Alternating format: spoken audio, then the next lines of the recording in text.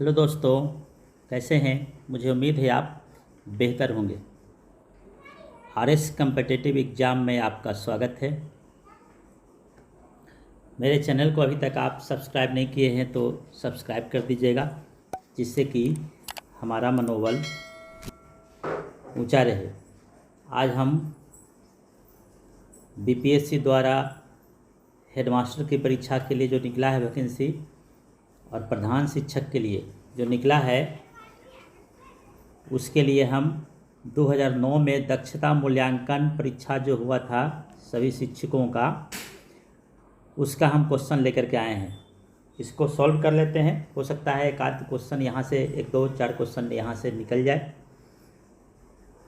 क्योंकि बीपीएससी ले रहा है परीक्षा, तो इसमें हमें लगता है कि इसी स्तर का या इससे थोड़ा ऊंचे स्तर का परीक्षा होगा, क्योंकि 150 प्रश्न में 120 मिनट ही समय दिया है। तो 120 मिनट समय देने का मतलब है कि क्वेश्चन डायरेक्ट रहेगा, ज़्यादा घुमा फिरा के नहीं पूछेगा। आज हम शुरू करते हैं। दक्षता मूल्यांकन जांच परीक्षा 2009 में हुआ था, उसी के बारे में सारे प्रश्नों को सॉल्व करेंगे। 100 प्रश्न इसमें है, 100 प्रश्न को हम सॉल्व करेंगे। चलिए पहला प्रश्न देखते हैं। पहला प्रश्न कहता है, दिए गए कथन में कौन सही है। कौन सही है, दिए गए कथन में कहता है कौन सही है। इसमें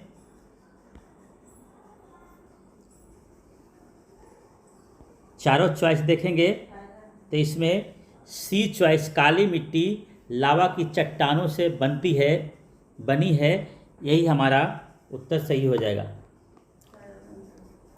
काली मिट्टी इसका हमारा आंसर हो जाएगा पहला का सी। पहला का सी आंसर हो जाएगा।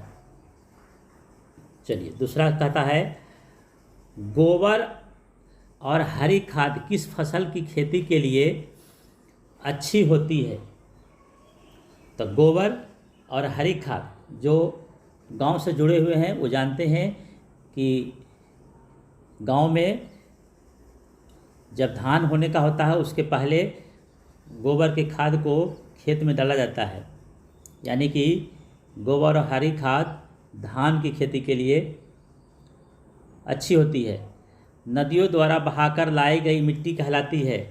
नदी के द्वारा जो बहा करके लाया जाता है उस मिट्टी को हम जलोढ़ मिट्टी कहते हैं, और ये काफ़ी उपजाऊ होता है। इसको इम्पोर्टेंट सवाल है, इसको याद रखिए, हो सकता है एग्जाम में पूछ सकता है।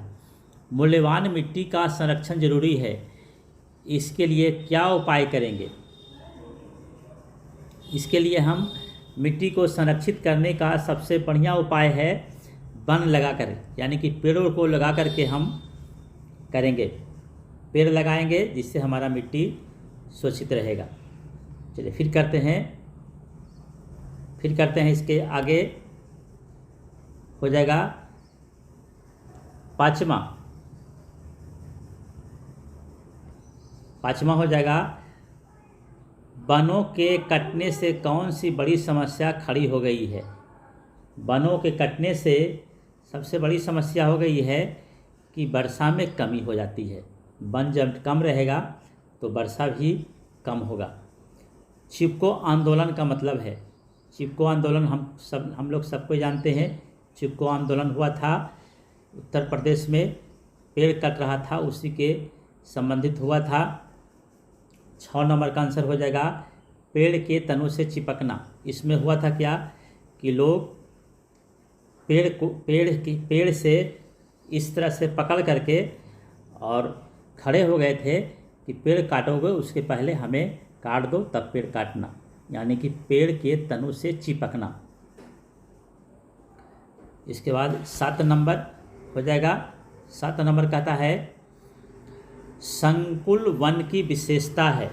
संकुल वन की विशेषता है, 7 नंबर हो जाएगा। संकुल वन की विशेषता है मुलायम लकड़ियाँ। संकुल वन में मुलायम लकड़ी मिलता है। उसके बाद 8वां कहता है, 8वां का आंसर हो जाएगा, इसको मिलान करना है। तो ये हमारा सही हो जाएगा, सही हो जाएगा सी। सी इसका सही होएगा। का के दूसरा कान्हा मध्य प्रदेश में है। खा के तीसरा सुंदरवन पश्चिम बंगाल में है। उसके बाद गा के चौथा गिरवन गुजरात में है। और घा के पहला काजीरंगा असम में है। काजीरंगा असम में है। चलिए ये हो गया। अब करते हैं हम लोग 9 नंबर। 9 नंबर कहता है, 9 नंबर कहता है किस राज्य की आबादी देश में सबसे घनी है, सबसे ज़्यादा घनी।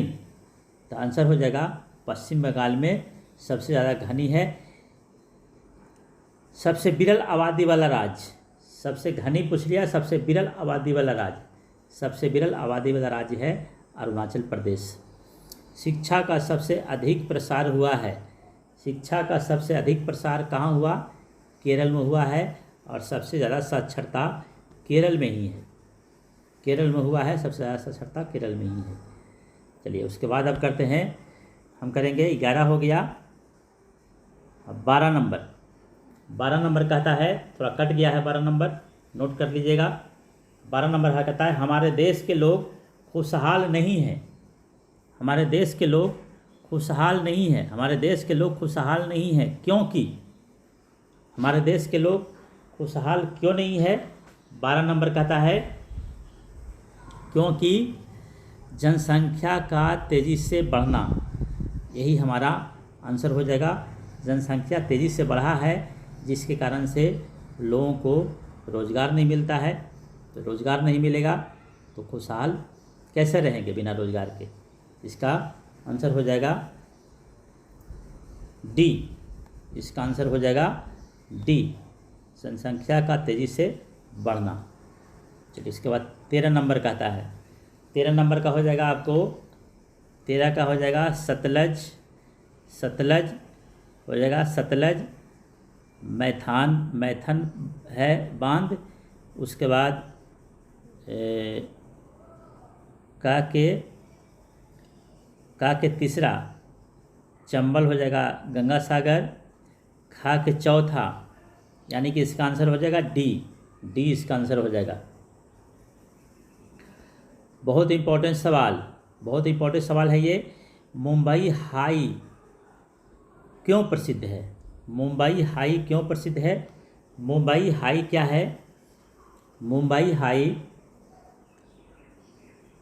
तेल गैस हेतु है, यहाँ से तेल निकलता है और गैस निकलता है, एलपीजी गैस, इसीलिए मुंबई हाई ये प्रसिद्ध है। सी इसका आंसर हो जाएगा। लोहे का खान नहीं है, कहाँ लोहा का खान नहीं है जो कहता है? तो बिहार में लोहा का खान बिल्कुल नहीं है, बिहार में लोहा का खान नहीं है। विश्व का सबसे अधिक अभ्रक मिलता है, विश्व का सबसे अधिक अभ्रक कहाँ मिलता है? भारत में मिलता है। कोयला की खान है, कोयला की खान है झारखंड में, जानते हैं हम लोग झारखंड समृद्ध राज्य है और वहाँ कोयला खूब मिलता है। चूना पत्थर का उपयोग होता है, चूना पत्थर का उपयोग सबसे ज़्यादा होता है सीमेंट बनाने में, सीमेंट बनाने में, इसका आंसर सी हो जाएगा, सीमेंट बनाने में। चलिए उसके बाद 18 हो गया। 18 के बाद 19 कहता है मिलान कीजिए, मिलान कीजिए 19 के, तो हो जाएगा का रेल डिब्बा बनाने का कारखाना। तो रेल डिब्बा बनाने का कारखाना कहाँ है? कपूरथला में हो जाएगा, ये हो जाएगा का कपूरथला। उसके बाद है पानी जहाज बनाने का कारखाना, पानी जहाज बनाने का कारखाना कहाँ हो जाएगा? खा के गा हो जाएगा, खा के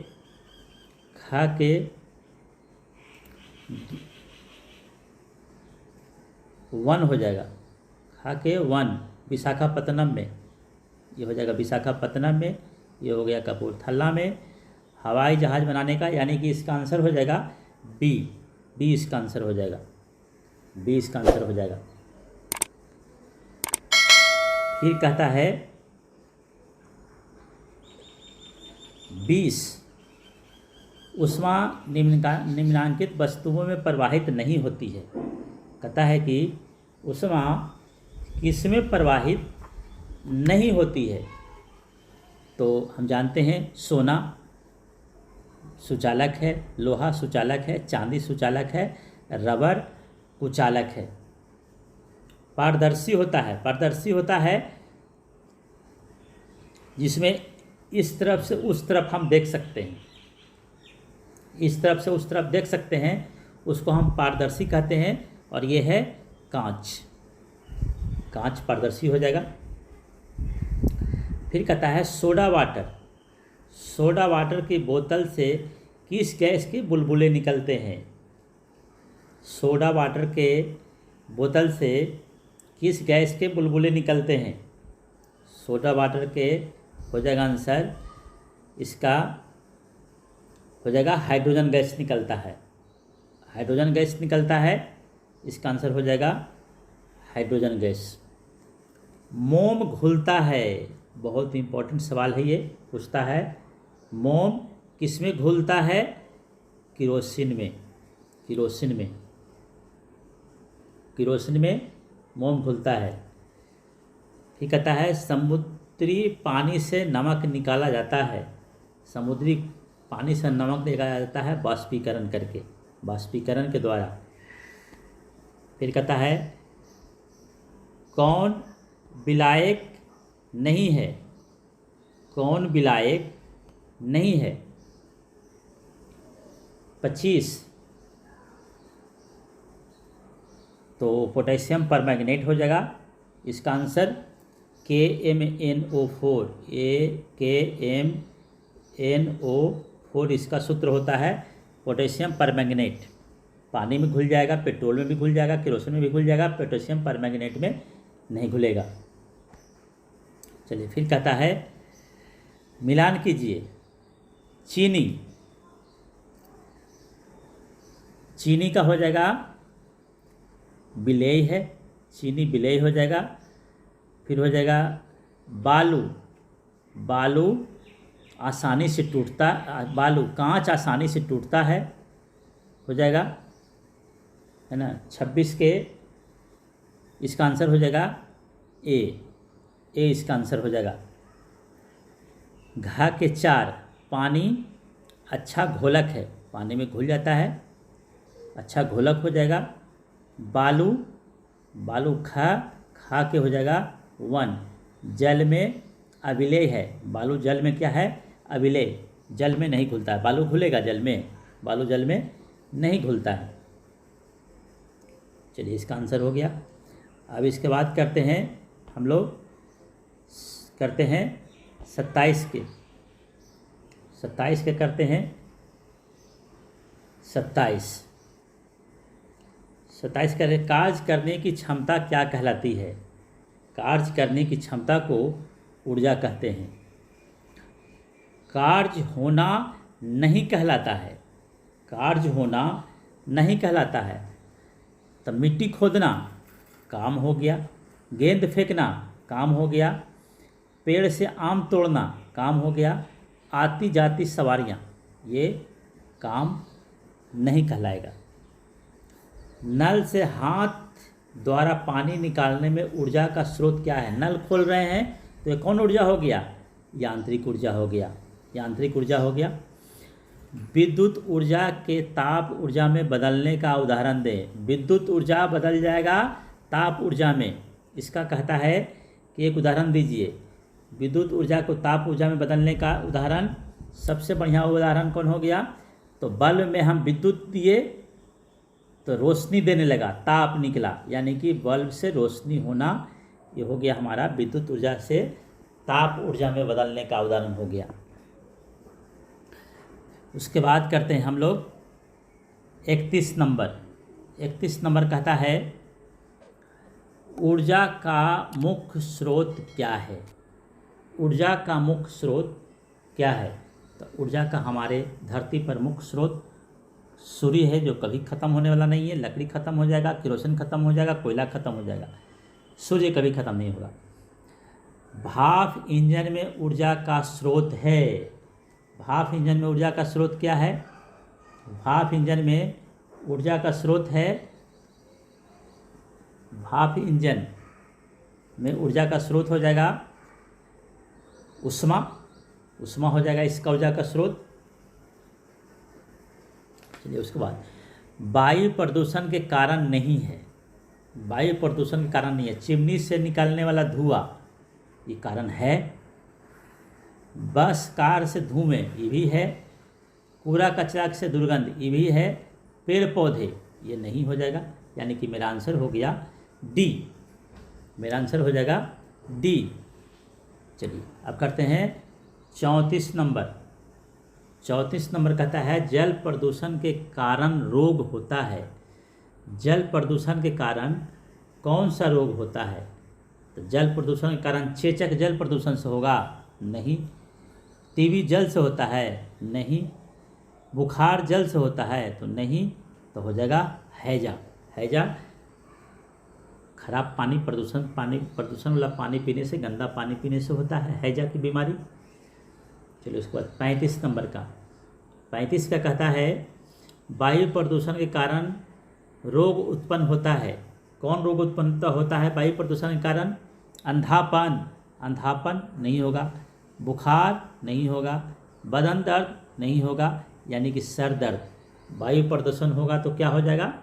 हेडेक हो जाता है। हेडेक यानी कि सर दर्द। 36 रेलवे संपत्ति है। रेलवे सरकारी संपत्ति है, बी इसका आंसर हो जाएगा। चलिए इसके बाद कहता है ताजमहल।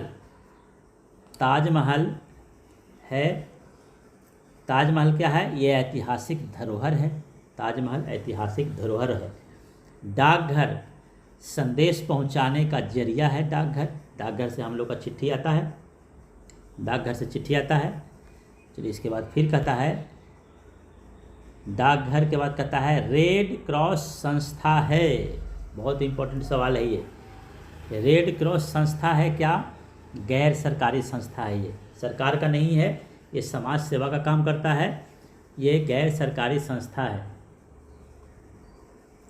चलिए उसके बाद 40 के कहता है कि 1 लीटर दूध 9 रुपये में मिलता है। 1 लीटर दूध 9 रुपये में मिलता है। 14 लीटर दूध खरीदने के लिए 14 लीटर दूध खरीदने के लिए कितने रुपए चाहिए? तो 14 गुना 9 26 से हो जाएगा, यानी कि आंसर बी हो गया इसका। 126 रुपया में 14 लीटर दूध मिल जाएगा।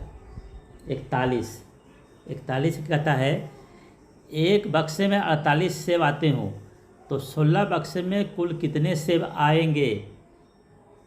तो हो जाएगा हमारा 6 8 6 48 48 तो लास्ट में 1 के है। 8 से 48 सीधे हो गया, 8 लास्ट में होगा, यानी कि बी आंसर हो जाएगा इसका 768 सेब आ जाएगा। चलिए उसके बाद फिर कहता है कि 5 आदमी एक गड्ढे को 45 दिनों में भरते हैं तो 9 आदमी वैसे ही एक गड्ढे को कितने दिनों में भर देंगे? इसका आंसर हो जाएगा हमारा 25 दिनों में। 25 दिनों में इसका आंसर हो जाएगा 25 दिनों में। फिर कहता है 6 लड़के किसी काम को 240 दिनों में करते हैं तो 9 लड़के उसी काम को कितने दिनों में करेंगे? तो 9 लड़के उसी काम को 160 दिनों में कर देंगे।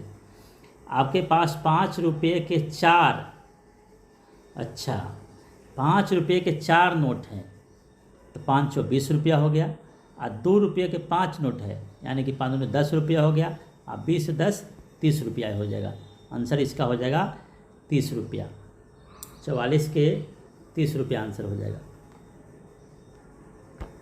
चलिए इसके बाद फिर कहता है हो जाएगा। इसके बाद कहता है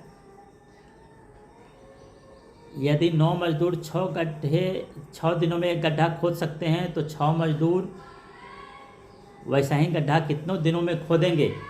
तो ये हो जाएगा हमारा ये 6 9, इसको काट देंगे, यहाँ से निकलिए 9 दिनों में। 9 दिनों में हो जाएगा इसका। चलिए 45 के बाद कहता है 46। 46 कहता है, 46 में हो जाएगा, कहता है कि छायांकित भाग हो जाएगा हमारा 4 भाग है और 3 गो रंगा हुआ है। 4 भाग है, इसमें से 3 भाग रंगा हुआ है। देखिए ये रंगा हुआ है, ये रंगा हुआ है, ये रंगा हुआ है, 3 भाग ये रंगा हुआ है। तो 4 में से 3 रंगा हुआ है, तो यानी कि 3/4 हो जाएगा इसका आंसर ए। 3/4 इसका आंसर हो जाएगा।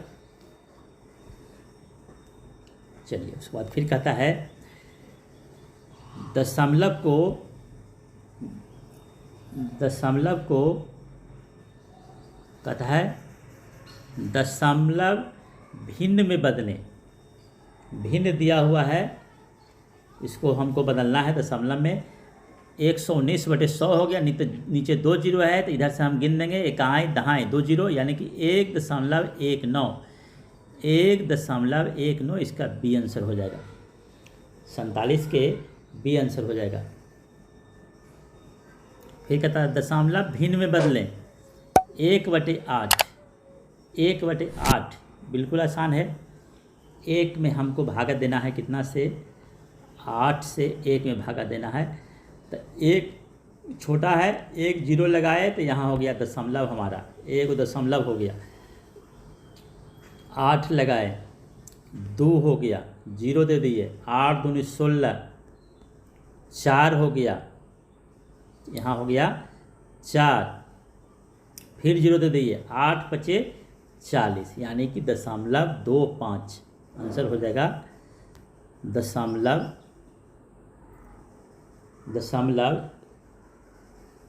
0.125। 0.1 में 8 से देना है। देखिए 8 में 1 से देना है तो 1 जीरो दे दिए, तो यहाँ दशमलव हो गया। 1 मरतबे पहले लगाए तो 8 हो गया, 2 आंसर हो गया। 0 दे दिए, 2 लगाए, 8 दूना 16 हो गया। फिर यहाँ 4 बच गया, यहाँ 0 दे देंगे तो 8 पर 40, यानी कि 0.125 इसका आंसर हो गया। 0.125 यानी कि आंसर हो जाएगा सी, इसका आंसर हो जाएगा। फिर कहता है कि अंकों में लिखिए 302.8। 302.8 302.8 सी हो गया। 302.8 शतांक दशांक का कौन सा भाग है? शतांक दशांक का कौन सा भाग है? तो 10वां भाग हो गया। पैसे में बदले 5 रुपया 25 पैसा, तो 5 रुपये मतलब 500 पैसा, अब 25 पैसा तब 525 पैसा, 525 पैसा हो जाएगा इसका आंसर। फिर कहता है रुपये में बदलें 7,785 रुपया, यानी 7,085 रुपया। तो 7,000 मतलब हो गया हमारा 7,000 मतलब हो गया 70 रुपया, अब 50 पैसा यानी कि 70 रुपया, सी आंसर हो गया इसका। फिर कहता है इसको करेंगे 53 कहता है रामू ने 4.5 रुपया में 45 रुपया में 5 पैकेट बिस्कुट खरीदे। रामू ने 45 रुपया में 5 पैकेट बिस्कुट खरीदे। बताओ प्रति पैकेट, एक पैकेट के 9 × 45, 45/5 काट देंगे, हो गया 9, यानी कि एक पैकेट का दाम 9 रुपया। फिर कहता है रोहित ने 180 रुपया में एक कुर्सी खरीदी और उसे 200 रुपया में बेच दिया। कितना लाभ हुआ? तो 180, 200 माइनस 180, 20 रुपया लाभ हो गया इसका। एक फल वाले ने 60 रुपया में एक टोकरी सेब खरीदा। कुल कुछ सेब खराब निकल गए, इसलिए उसने उस सेब को 52 रुपया में बेच दिया। 60 रुपया में खरीदा, अब 52 रुपया में बेच दिया, तो उसको नुकसान कितना हो गया? 8 रुपये का नुकसान हो गया। 60 माइनस 52, 8 रुपये का नुकसान हो गया। चलिए अब उसके बाद कहता है एक अलमारी 40 रुपये के लाभ के साथ 1650 रुपये में बेच दी गई। बताओ अलमारी कितने रुपये में खरीदी गई थी। तो हो जाएगा इसका इसमें 40 घटा दिए यानी कि 1510 रुपये में खरीदी गई थी, है ना। चलिए फिर कहता है 1 मीटर में कितने सेंटीमीटर होते हैं। तो 1 मीटर में 100 सेंटीमीटर होते हैं। 1 किलोमीटर में कितने मीटर होते हैं। 1 किलोमीटर में 1000 मीटर, यानी कि इसका आंसर हो गया बी।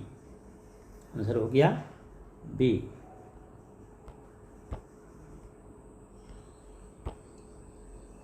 इसका आंसर हो गया हमारा बी।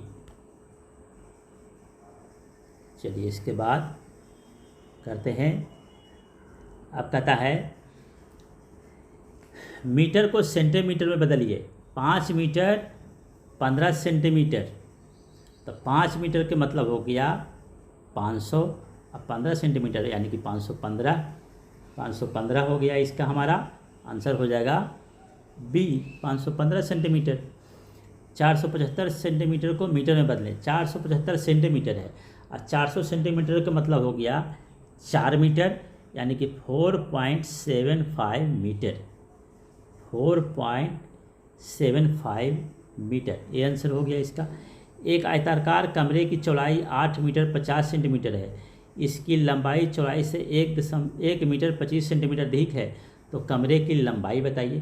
तो ये दोनों को हम क्या करेंगे, दोनों को हम जोड़ देंगे तो हो जाएगा 8 1 9 मीटर, 50 25 75 सेंटीमीटर, यानी कि आंसर हो जाएगा इसका 9 मीटर 75 सेंटीमीटर। बी चॉइस इसका आंसर हो जाएगा। चलिए इसके बाद करते हैं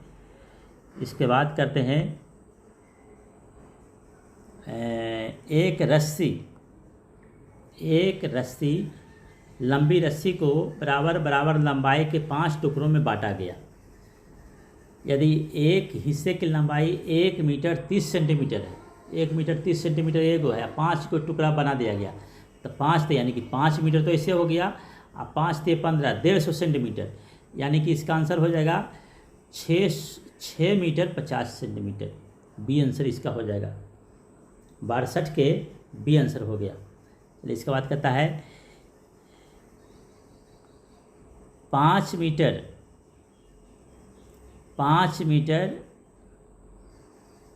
25 सेंटीमीटर कपड़े लंबे कपड़े के बराबर लंबाई के 3 टुकड़े बनाए गए।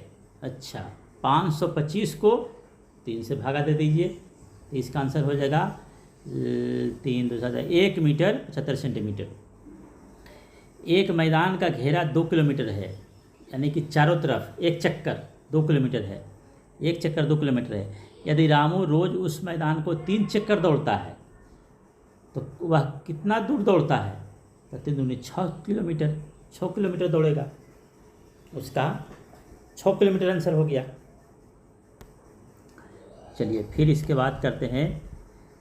अब इसके बाद है पुष्पा रोज सुबह 3 किलोमीटर 20 मीटर दौड़ती है। 3 किलोमीटर और 20 मीटर दौड़ती है। बताइए 4 दिनों में वह कितनी दूर दौड़कर तय करेगी।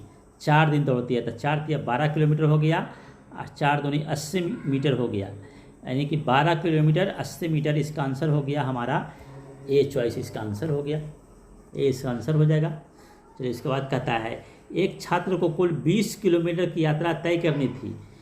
यदि वह 5 दिन में 5 किलोमीटर चलता हो तो वह अपनी यात्रा कितने दिनों में पूरा करेगी। 20 किलोमीटर चलना है, 5 दिन चलता है तो 4 दिनों में पूरा होगा। 5 24 है ना, 68। अब करते हैं 68 कहता है 2470 ग्राम को किलोग्राम में लिखा जाए। 2470 को हमको किलोग्राम में बदलना है, तो क्या करेंगे। 2400 का मतलब 2000, तो 2 किलो तो ऐसे ही हो गया, और 470 2 किलो 470 ग्राम आंसर हो गया। फिर कहता है 7750 ग्राम कितने किलोग्राम एवं ग्राम के बराबर हो गए? 7750 7000, तो 7 किलो तो ऐसे हो गया। आज 750 7 किलो 750 ग्राम, सी आंसर हो गया इसका। चलिए इसके बाद बहुत बढ़िया सवाल है, ये बहुत बढ़िया सवाल है, इसको बढ़िया से करेंगे। इसी तरह का सवाल हमारे बीपीएससी में पूछेगा। कहता है वही अध्यापक सफल हो पाते हैं जिनमें जवाबदेही की भावना होती है। क्या आप इस कथन से सहमत हैं? बिल्कुल सहमत हैं। इसका आंसर हो जाएगा डी, हाँ, आंसर हो जाएगा हाँ। अभी तक आप मेरे चैनल को सब्सक्राइब नहीं किए हैं तो मेरे चैनल को सब्सक्राइब कर दीजिए, जिससे कि हमारा मनोबल ऊंचा रहे। चलिए फिर कहता है 71, अध्यापक की सजगता एवं जवाबदेही की भावना छात्रों को बनाती है। अध्यापक अगर सजग है ना, एक्टिव है, तो उसको जवाबदेह है, यानी कि कोई रिस्पॉन्सिबिलिटी अपने ऊपर लेता है, तो उसको छात्रों में इससे क्या प्रभाव पड़ेगा, यही कहता है। छात्रों में क्या प्रभाव पड़ेगा? इससे छात्रों में प्रभाव पड़ेगा कि छात्र उससे प्रेरित होंगे। छात्र उससे क्या होंगे?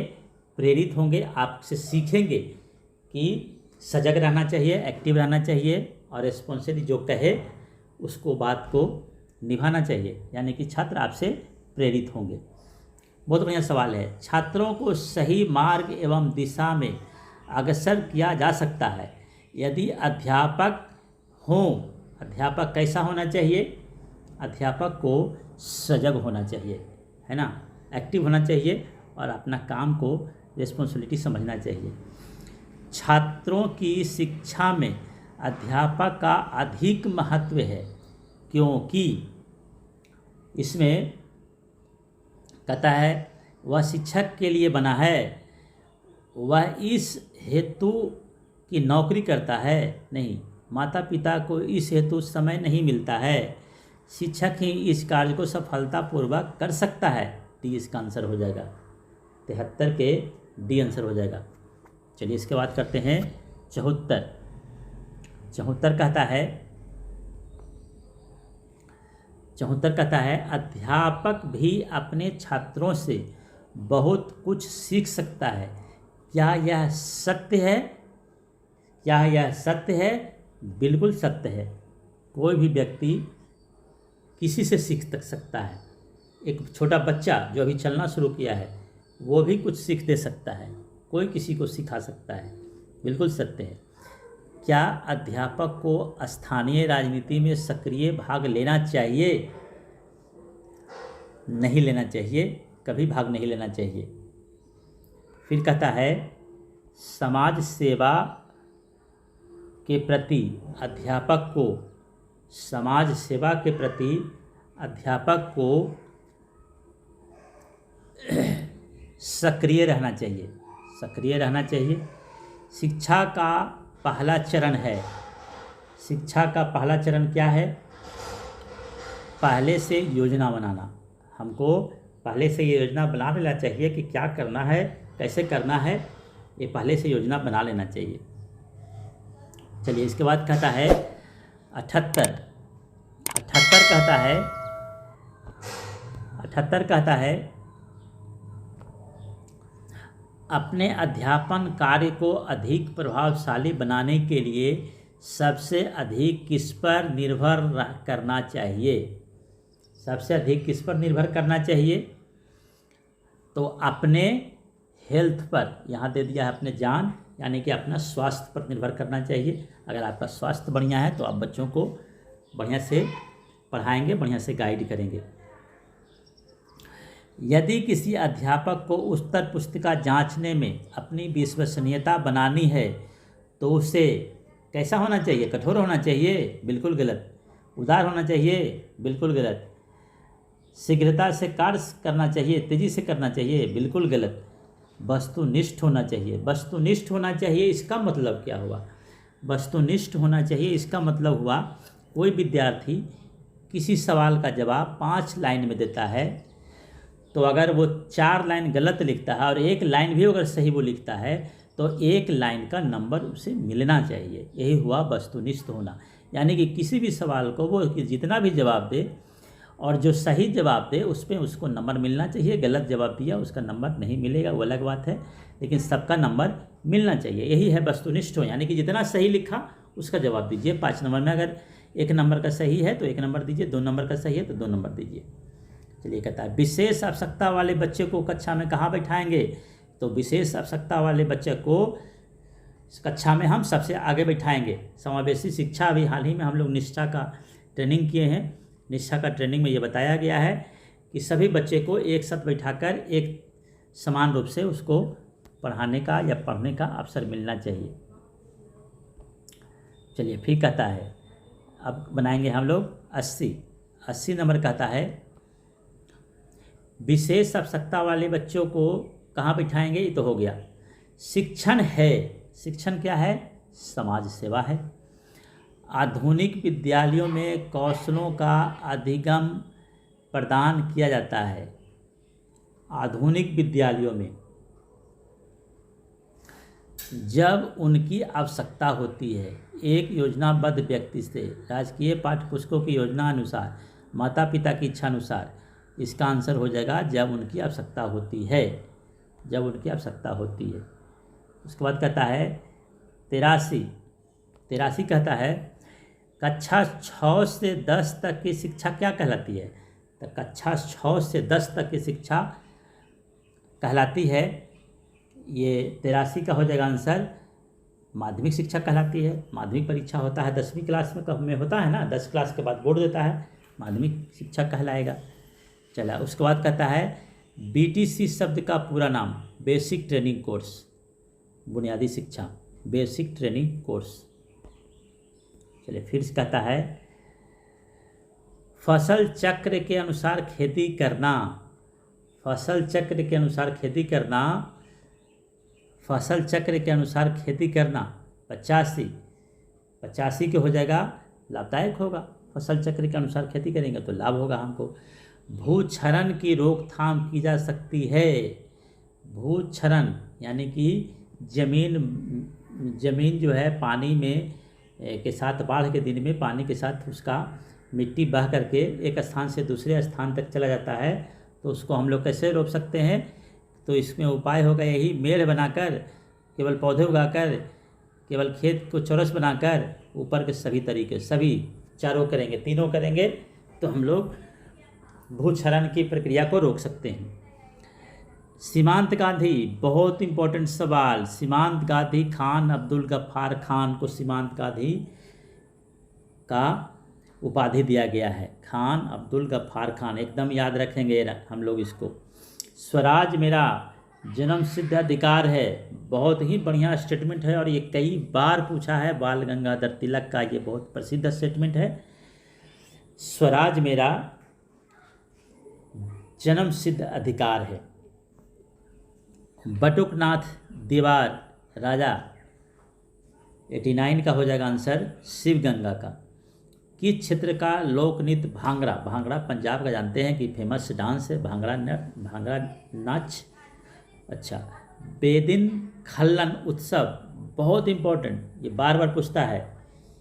वेदिन खल्लन 91 का हो जाएगा, मेघालय का ये है, याद रखेंगे। वेदिन खल्लन उत्सव मेघालय में मनाया जाता है। उसके बाद अब हम लोग करते हैं 92, हम लोग करेंगे 92 करेंगे। 92, आपके विद्यालय में छात्रों के रूप में कुछ अवांछनीय तत्वों ने भी प्रवेश ले लिया है, जो परिसर में कार्यक्रम में अव्यवस्था और अस्थिरता उत्पन्न करते रहते हैं। आप क्या करेंगे? बहुत इंपॉर्टेंट सवाल है। इस तरह के सवाल आपको जरूर परीक्षा में 2-3 रहेगा, इसलिए इसको हम लोग करेंगे एकदम समझ के बढ़िया से करेंगे कि इसको कंसेप्ट क्लियर कर लें। ऐसे छात्रों की ओर से उदासीन बने रहेंगे, उसको ध्यान नहीं देंगे, बिल्कुल गलत बात, ऐसा नहीं करेंगे। प्रचार से शिकायत करेंगे। हेडमास्टर शिकायत करेंगे नहीं, अपने स्तर पर उन्हें सुधारने का प्रयास करेंगे। व्यक्तिगत रूप से आप उनसे बनाकर रहने का प्रयास करेंगे। यानी कि इसका सबसे बेहतर उपाय होगा कि अपने स्तर से उसको सुधारने का प्रयास करेंगे। उसको हम कोशिश करेंगे उसकी क्या समस्या है, क्यों इस तरह से वो करता है, उसकी समस्या को हम समझेंगे और उसको समझाएंगे। यही सबसे बेहतर उपाय होगा। आदर्श शिक्षक आप कहेंगे, आदर्श शिक्षक किसे कहेंगे हम? जिसमें नियमों के पालन की निष्ठा हो, जिसमें सामाजिक सक्रियता हो, जिसका शिक्षण प्रभावशाली हो। ये तो सब सही लग रहा है, तो उपयुक्त सही हो जाएगा इसका आंसर, उपयुक्त सभी हो जाएगा इसका आंसर। 94 कहता है अंतर्निहित ज्योति की उपलब्धि के लिए शिक्षा विकासशील आत्मा की प्राणदायिनी शक्ति है। यह कथन किसका है? यह कथन था अरविंद घोष ये कहे हैं। ये कथन अंतर्निहित ज्योति की उपलब्धि के लिए शिक्षा विकासशील आत्मा की प्राणदायिनी शक्ति है, अरविंद घोष का ये कथन है। चलिए इसके बाद कहते हैं 95 कहता है यदि कोई बालक अपने घर से प्राय पैसों व सामान की चोरी करता है, पैसा और सामान की चोरी करता है, तब आप उसको क्या करेंगे? यही है हमारा सवाल। तब हम उसको क्या करेंगे? उसको हम इसके व्यवहार के पीछे सन्निहित कारणों को ढूंढेंगे। उसको हम जानना चाहेंगे वो पैसा की चोरी क्यों करता है, किस लिए वो पैसा चुराता है, क्या करता है पैसा का। इसको हम जानेंगे और उसको समझाएंगे कि इस तरह का गतिविधि, इस तरह का व्यवहार बिल्कुल ठीक नहीं है। उसको समझाने का हम प्रयास करेंगे। चलिए इसके बाद है 96 कहता है टैगा प्रदेश के मुख्य वृक्ष हैं। टैंगा प्रदेश के मुख्य वृक्ष हैं पाइन फर वृक्ष। क्या है? क्याक छोटी छोटी नाव को क्या बोलते हैं? छोटी छोटी नाव। चलिए उसके बाद है फोटोग्राफी शब्द को किस वैज्ञानिक ने जन्म दिया? फोटोग्राफी को निसेकोर नाइस ने जन्म दिया है। निसेकोर नाइस। नाभिकीय ऊर्जा से रूस में कहाँ पर दुर्घटना हुई? चेरनोबिल में। चेरनोबिल। कोलंबस हम लोग जानते हैं, बहुत इंपॉर्टेंट सवाल ये, एकदम याद कर लीजिए, पूछता है बार बार ये। कोलंबस ने खोज किया किसका? अमेरिका का खोज किया। कोलंबस ने अमेरिका का खोज किया। ये 100 प्रश्न हम लोगों ने देख लिया। ये 100 प्रश्न दक्षता मूल्यांकन परीक्षा में पूछा हुआ सवाल है। ये इंपॉर्टेंट सवाल है। इसमें से हो सकता है कि 3-4 प्रश्न बढ़िया हैं, उसमें से कोई न कोई कहीं पूछ दे। इसको आप लोग कई बार देखिए, इसको सुनिए, जिससे कि आपको सारे प्रश्न याद हो जाए। RS कम्पिटिटिव एग्जाम को अभी तक आप लोग सब्सक्राइब नहीं किए हैं तो सब्सक्राइब कर दीजिए, लाइक कर दीजिए, अपने दोस्तों को बताइए, जिससे कि हमारा मनोबल बढ़ सके, मनोबल ऊंचा हो सके। Thank you.